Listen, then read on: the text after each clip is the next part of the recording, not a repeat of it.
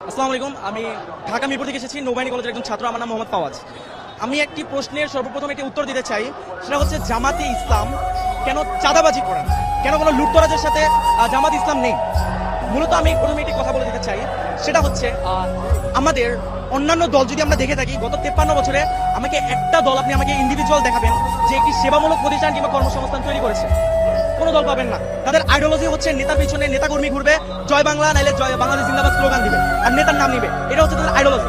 আমাদের আইডিওলজি এটা নয়। তাদের আইডিওলজি কিভাবে একটি নতুন প্রতিষ্ঠান তৈরি করা যায়। আপনি যদি গত 53 বছরে খেয়াল করেন, অসংখ্য জামাতের হাসপাতাল, অসংখ্য ব্যাংকিং সেক্টর তৈরি করা হয়েছে, যার কারণে জামাতে ইসলামের যে নেতাকর্মীরা রয়েছে, পড়াশোনা শেষে তারা যদি চাকরিও না পেয়ে থাকে, তাদেরকে ওইখানে নিয়োগ দেওয়া হয়, এবং যার কারণে তাদের চাঁদাবাজি কিংবা এইসব কাজে লিপ্ত হতে হয় না। তারা একটি অর্থনৈতিক ভালো একটি কাজের মাধ্যমে তাদের জীবন বাহন করতে পারে। এবং জামাতের আদর্শ এবং অন্য একটি দলের আদর্শের ভিন্ন কোথায়? আমি একটি কথা বলতে চাই, অন্য একটি দলে আপনি সেন্ট্রাল থেকে টাকা পাবেন, টাকা যদি না পান আপনি চাঁদাবাজিতে লিপ্ত হবেন। আপনি বিএনপি বলুন, আওয়ামী লীগ বলুন, ছাত্র দল বলুন, ছাত্রলীগ বলুন, সবাই একই ক্যাটাগরি। আপনি ছাত্র শিবির বলুন যদি, বা জামাত ইসলাম বলুন, এদের অর্থ উৎস কিন্তু এইটা নয়। এদের অর্থ উৎসটা কোথায়? আমি আপনাকে বলি, ক্লাস 9-এর একটি ছাত্র, আমার নামটা ঠিক মনে নেই, আমাদের গ্রামের বরিশালের একজন ভাই, সে ক্লাস 9-এ থাকতে তার বাবা মা মারা যায়। তার পড়াশোনা সে ছেড়ে দিবে ভেবেছে।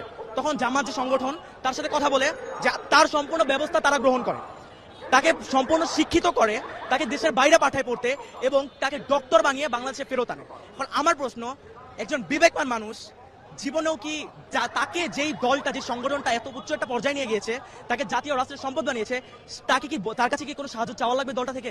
সে তো একজন বিবেকবান মানুষ, সে নিজে থেকে তার অর্থের 50% দান করে দেবে এই দলের জন্য। এই একটা কারণে জামাতের কারো কাছে চেয়ে খেতে হয় না। আর জামাতের প্রত্যেকটা নেতাকর্মী যারা রয়েছে, তাদের মাস শেষে একটি অ্যামাউন্ট ওইটা দিতে হয়, জামাতে অনুদান দিতে হয়, এবং সেই টাকা দিয়ে, এই যে আমি যে বললাম প্রথমে, এই ছেলেটাকে পড়িয়েছে, এরকম অসংখ্য অসহায় এবং দরিদ্র ছেলেকে পড়ানো হয়, ছেলে মেয়েকে, এবং এই টাকা দিয়ে, এই আমাদের অনুদানের টাকা দিয়ে। আর আমার প্রশ্ন, যেই ছেলে বা মেয়েটা এত কষ্ট করে দলে টিকে থাকার জন্য টাকা দিতেছে, নিচে থেকে, নিজের পকেট থেকে টাকা খরচ করতেছে, তাছাড়া মাস শেষে 2টা করে বই পড়তে হয়, বই পড়ে ওইটার পরীক্ষা ভাইবা দিতে হয়, 5 ওয়াক্ত নামাজ পড়তে হয়, নামাজ শেষে জামাতে কয় রাকাত পড়তেছে, কয় রাকাত জামাতে পাচ্ছে না, সব রিপোর্ট প্রদান করতে হয়। এত কষ্টের পরেও যে মানুষটাই দলে থাকবে, ওই মানুষটার কি নৈতিকতা নিয়ে কোনো প্রশ্নের আর কোনো দিক রয়েছে? ওই মানুষটা কি কোনো স্বার্থের জন্য দল করতেছে? ওই মানুষটার ভিতরে নৈতিকতা আছে বলেই মানুষটা দলটা করতেছে। এত কষ্ট পেরিয়েও এই দলের প্রতি সে তার ভালোবাসাটা রয়েছে।